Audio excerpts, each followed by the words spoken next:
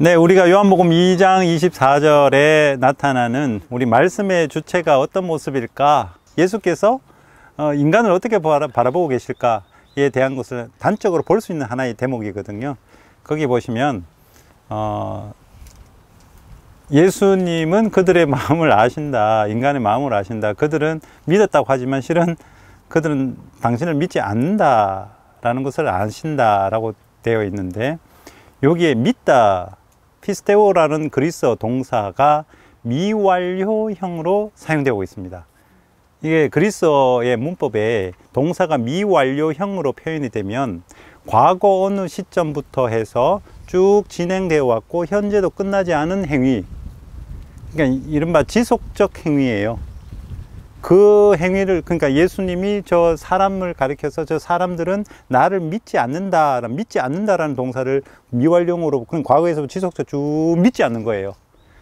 단순히 예루살렘에서 행동하고 뭐 이런 거에 대해서, 사건에 대해서 믿지 않는다가 아니라 예수님이 사람을 바라보는 관점이 사람이라는 존재는, 나를 계속해서 믿지 않는 존재는 불신의 존재로 보는 거예요.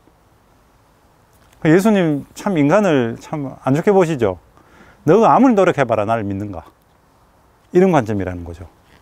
근데 우리는 뭘 목적을 두고 있어요? 아까 말씀을 통해서 거듭나야 된다니까. 어떤 입장이에요? 보다 신앙인으로서 좀 거듭날 수 있는 그런 것들, 그런 목적을 우리는 가지고 있다라는 것이죠. 자, 너무 복음 아니에요 이게? 전혀 와닿는 게 없어요. 내가 믿음이 시원찮다 싶어도 됐어요 고마, 이거죠. 예수께서는 그렇게 보니까 옛날부터 지금까지 쭉 앞으로도 열심히 살아야 돼요 말아야 돼요? 그러니까 아까 제가 근로자 표현했잖아요. 그 열심히 살 이유가 없고, 신앙이라는 것은 잘 되도록이면 더 멋지게 라는 개념으로 적용할 그런 대상이 아닌 거예요. 신앙은 존재론적인 것이기 때문에 예수께서, 하느님이신 예수께서 그냥 우리를 그렇게 보고 있어요. 그리고 요와 연결해서 한번 볼까요? 자, 요한복음 예수께서 신문 받으실 때에 유다 사회와 빌라도가 유다인들한테 갔다가 예수님한테 왔다가, 요한복음의 특징이에요. 이렇게 밖으로 갔다가 유다인들은 지금 신문 받는 자리에 안 와요. 부정탈까 싶어 가지고. 그래서 여기 유다인들하고 대화하다가 여기 왔다 갔다 빌라도가 해요. 근데 재밌는 게 뭐냐면 빌라도가 깨달아 가요. 마지막에 진리가 무엇이냐. 그러니까 누가 진리를 자꾸 진리의 길을 찾아가냐면 빌라도가 그렇게 해 가고 있어요. 마지막에 유다인들이 그렇게 원하니까 내어놓을 때 빌라도 입에서 무슨 이야기를 하냐면, 자, 이 사람이요 라고 합니다. 요한복음의 사람이라는 존재는 불신의 존재고 부족하고 믿음이 없는 존재로 묘사하고 있는데, 그 자리에 예수께서, 그러니까 우리가 너무 예수님 육화하셨다니까, 나도 육화한 예수님과, 인간이 되신 예수님과 내가 그 자리에 함께 머무르는 게 아니라, 예수님이 이렇게까지 해주셨는데 나도 멋진 인간이 되어야지, 이렇게 가거든요. 움직이면 안 돼요. 쉽게 말해서 내 꼬라지를 그냥 받아들이세요. 제일 중요한 신앙의 기본 전제는 지금 나와의 화해가 제일 급선무입니다. 거기에 예수가 오셨는데, 그리고 그 순환이라는, 어떻게 보면 세상에서 가장 실패한 자리에서 나오는 게, 빌라도가 진짜 역사적으로 자, 이 사람이요 했겠어요? 왜 사람이란 단어를 거기 썼을까라는 거죠. 그것도 빌라도 입을 통해서. 불신의 자리에서 예수께 오셨는데, 나는 불신자가 되지 않을래요, 나는 잘 살 거예요 라고 가는 거, 예수님하고 뭔가 이 손바닥이 딱 안 마주쳐요. 그래서 그 말씀의 주체가 되고, 요한복음을 읽고, 요한복음뿐만 아니라 성경을 읽을 때 가장 중요한, 내가 말씀의 사람이 된다라는 가장 중요한 거는 말씀이 내 안에서 살도록 해야 되는데, 그 말씀으로 내가 변해야 되는데, 내가 의도를 하나 가져서 내가 열심히 하자라는 그것이 목적이 딱 정해지는 순간에 말씀보다는 내 의도가 강하게 작동하는 거죠. 네. 그 대표적인 예가 뭘까요? 대표적인 예가, 저는 가나 혼인잔치 이야기에서 신앙인이 되어 간다라는 것은 바로 자신이 원하는 그 가치를 꺾어 놓고 다른 이의 모습을 볼 줄 아는 것, 다른 이가 내 안에서 어떻게 활동할 수 있는가를 볼 줄 아는 것이 신앙이다라는 것을 가장 강하게 드러내는 그 에피소드가 카나 혼인잔치 이야기다. 거기에는 뭐 설화비평으로 하면 두 가지 프로그램이 이렇게 이야기 흐름의 프로그램이 있어요. 첫 번째 프로그램은 뭐냐면 물을 포도주로 바꾸는 거죠. 누가 제안을 했죠? 얘야 술 떨어졌다. 이 누구죠? 성모님. 성모님. 네. 성모님께서 술 떨어졌다. 그러니까 그런 자기 어머니에 대해서 여인이다. 그리스 말로 귀네라는 표현을 쓰는데 여인이시여. 완전히 이 거리를 확 둬요. 거리 둔다니까 이 예수께서 참 이게 참 버르장머리가 없구나. 이렇게 생각하시면 안 되죠. 왜냐하면 요한복음에서 성모님은 교회 공동체, 신앙인들의 공동체의 어머니로 제안하고 싶어 하는 의도가 있었기 때문에 저 마지막에 가서 십자가 아래에서 이분이 내 어머니다. 여기가 내 아들, 당신의 아들입니다. 라고 해서 신앙인과 성모님을 엮어주고 있잖아요. 예, 그런 부분이기 때문에 예수만이 성모님을 당신의 어머니로 두는 게 아니라 그리스도교 공동체 모두가 성모님을 어머니로 두는 그런 관점이 요한복음의 관점이에요. 근데 그 성모님께서 술이 떨어졌음을 알았어요. 그래서 술이 떨어졌다니까 예수께서 뭐라 그래요? 저희 때가 아직 아닙니다. 어떤 의미에서 첫 번째 그 이야기 안에서의 뜻은 내가 세상 살아가면서 이렇게 해석해 볼 거예요. 내가 여기 부족하구나. 이걸 채워야 되겠구나. 이렇게 살아야 되겠구나. 이거 거부했어요. 이게 깨졌어요. 그러면서 성모님의 변화를 한번 보면 좋겠어요.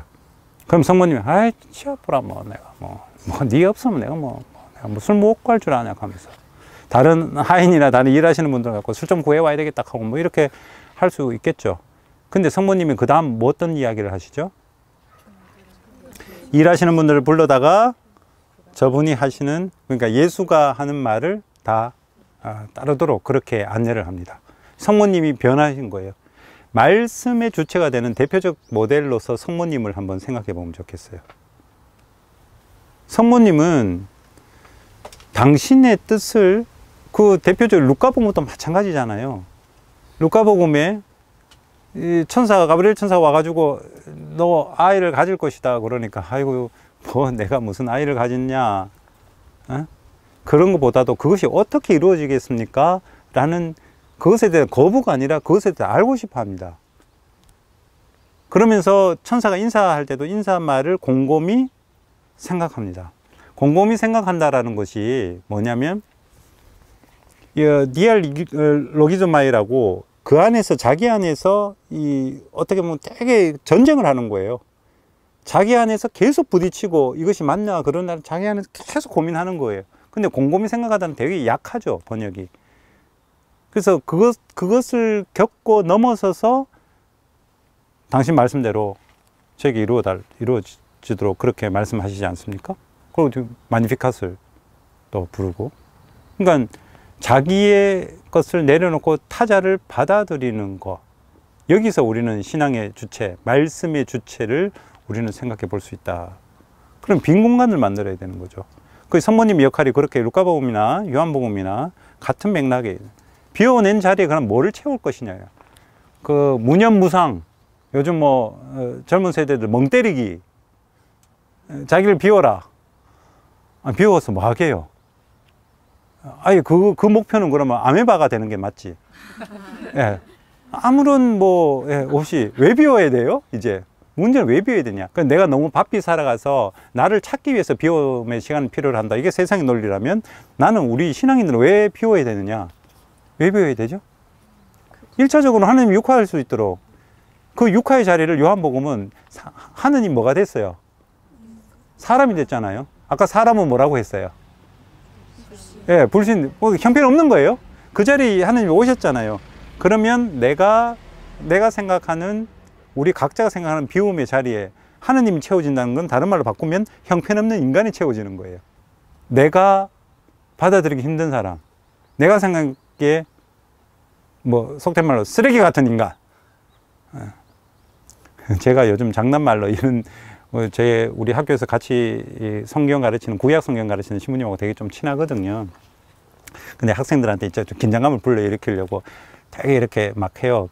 장난식으로 막 이야기해요. 구약 가르치는 그 신부님은 저 신약 저거 구약의 외경이잖아. 저거 배울 필요 없어. 그러고 막세드라 막 이야기하고.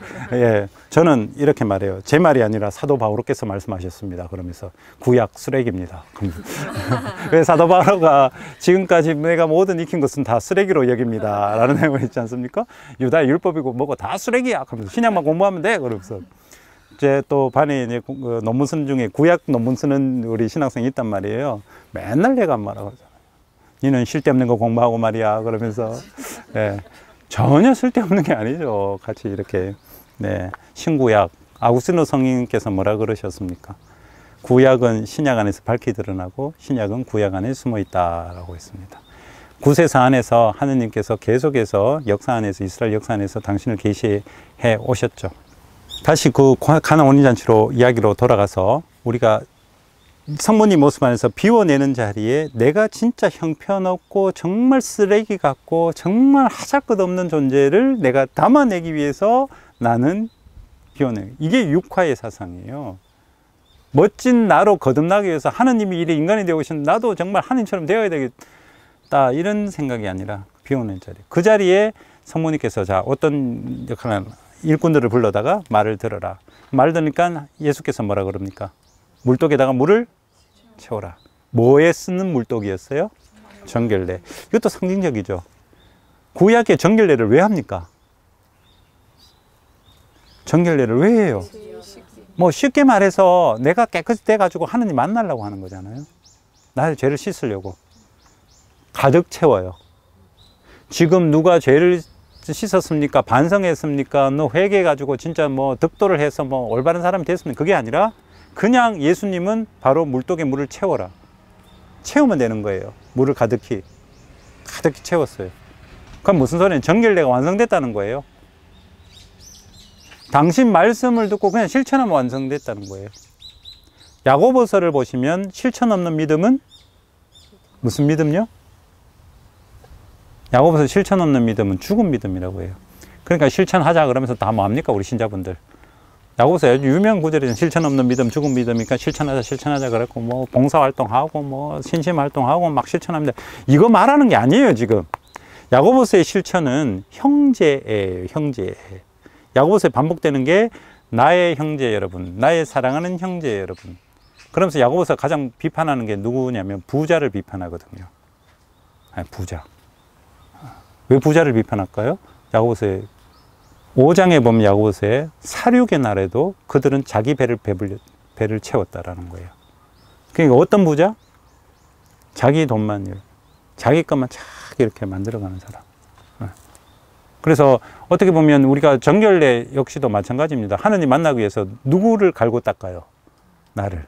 근데 아까 육화 이야기로 돌아가서 갈고 닦는 우리의 방법은 내 자리에 너를 초대하는 건데 너는 거들떠 보지도 안 하고 나만 계속 성당 다니면서 계속 혼자 묵상 열심히 하고 기도 열심히 하고 이거 어떻게 보면 실천 없는 믿음이에요. 그 실천이 형제적 실천이니까. 예. 우리 수도 생활도 그럴 수 있잖아요. 내가 부푼 꿈을 안고 수도원에 왔는데 내가 진짜 이슬만 먹고 살려고 들어왔단 말이에요. 근데 수도원 안에 들어오니까 세상보다 더 안 좋은 게 내 눈에 보이죠. 봉쇄수녀 가면 좀 괜찮을까요? 그것도 아니에요. 그러니까 어느 공동체든 진짜 상상 못할 일이 벌어지죠. 그것을 화해하고 받아들이는 힘, 그게 육화의 힘이고 그게 정결의 완성입니다. 참 재밌지 않나요? 하느님 만나려고 정결을 하는데 만남이라는 가치에 대해서는 완전히 잃어버리고 있는 상태예요. 누구도 못 만나요. 아마 내가 갈고 닦아가지고 진짜 내가 생각해 목표치를 갖고 이만하면 거룩하게 된 것 같아 라고 했을 때 하느님이 짜잔 나타나면 니 누군데 하고 나 내칠 거야 아마. 나 더러워지면 안 돼. 꺼져. 이럴 거예요. 안 그렇겠어요? 지금 이 자리에 예수님이 다시 오신다고 해봤을 때 어떨 걸까요? 제가 자주 장난치는 말이, 신앙생들은 자주 장난치는 말이 내가 재림한 예수다. 너희 반응이 이렇다니까요? 안 믿잖아요. 믿음이 없는 인간들이 옛날부터 지금까지 미완료형 전혀 믿음이 없죠. 지금 못 믿겠죠, 그죠? 제가 그러니까 언제죠? 2009년 11월 24일에 제가 깨달았어요. 아, 내가 재림한 예수구나. 그때 제가 계시를 받았죠. 자의식이 생겼어요. 네. 제 논문 심사하는 날이었거든요. 딱 통과하고, 아, 내가 재림한 예수구나. 그때부터 한국 귀국해서 줄기차게 신자들한테 가르쳤죠. 재림 예수. 네. 지금까지 단 한 명도 제자가 생기지 않았습니다. 빨리 수석세자 베드로를 만나야 되는데, 예, 한 명 신학생 있었어요. 작년에 있었는데 잠시 고백하다가 제 수업이 끝나니까 바로 좋은 점수 받고는 배반해서 갔죠. 예, 그러니까 저는 이게 제 농담이고, 이게 바로 예수님 살아계실 때 분위기겠죠. 요한복음도 보면 내가 살아있는 빵이고 내 빵을 좀 무락하기네, 저자가 어떻게 지 살을 줄 수 있는가 그러면서 계속 안 믿는 그런 모습이, 인간은 원래 그렇습니다. 안 받아들입니다. 지금 내가 아무리 그렇게 산다 하더라도 타자가 나타나면, 그것이 아무리 삐까뻔쩍하게 나타나든 혹은 진짜 거지같이 나타나든 어쨌든 자기중심적으로 사는 타자가 있으면 절대로 같이 못 삽니다. 같이 받아들이기 힘들어요. 그러니까 우리가 애시당초 노력해야 할, 육화의 사상을 노력해야 할 우리의 참된 신앙의 길은 자기를 비우고 낯선 일을 받아들이는 것. 우리가 요한 그 서간에 가서도 그렇게 나타나는데, 환대해야 된다, 사랑하면서. 환대라는 단어 자체가 필로크세노스라고 그래요. 필레오 그러면 아시죠? 필레오, 사랑하다. 크세노스, 낯선 이를, 이방인을.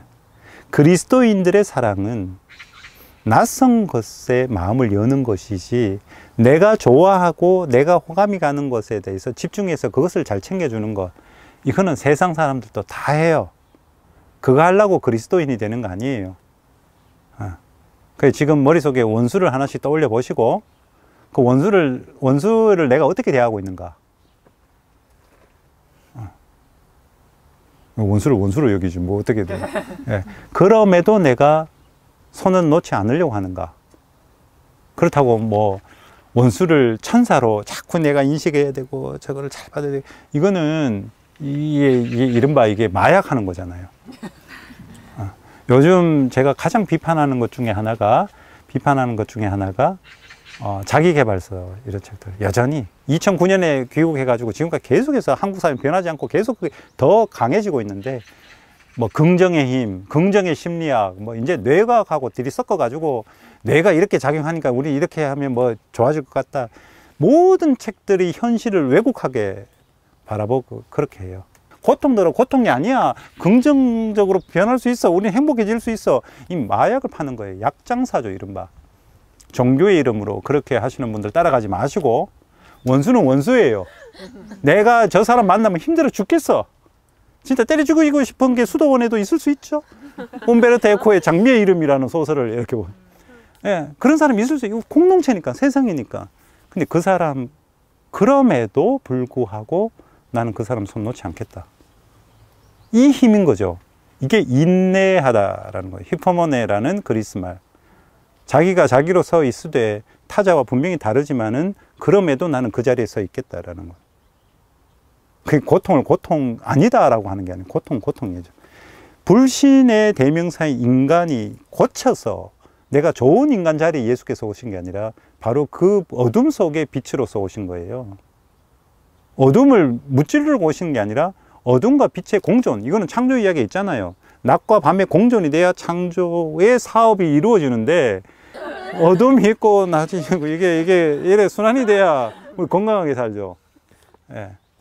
그래서 여러분들 지금 제가 그 가나 혼인잔치 이야기 하는데, 이 정결의 문제 가지고 제가 이렇게 말씀드렸습니다. 바로 뒤에 이어지는 이야기는, 예, 여기까지 딱 끊고, 예, 이어지는 이야기를 쉬었다가, 항상 입에 딱 들어갈 때 포도주를 변했을까? 어느 시점에 변했을까요? 서로가 경쟁 안 하면 돼요. 서로가 조금 더 내면 돼요.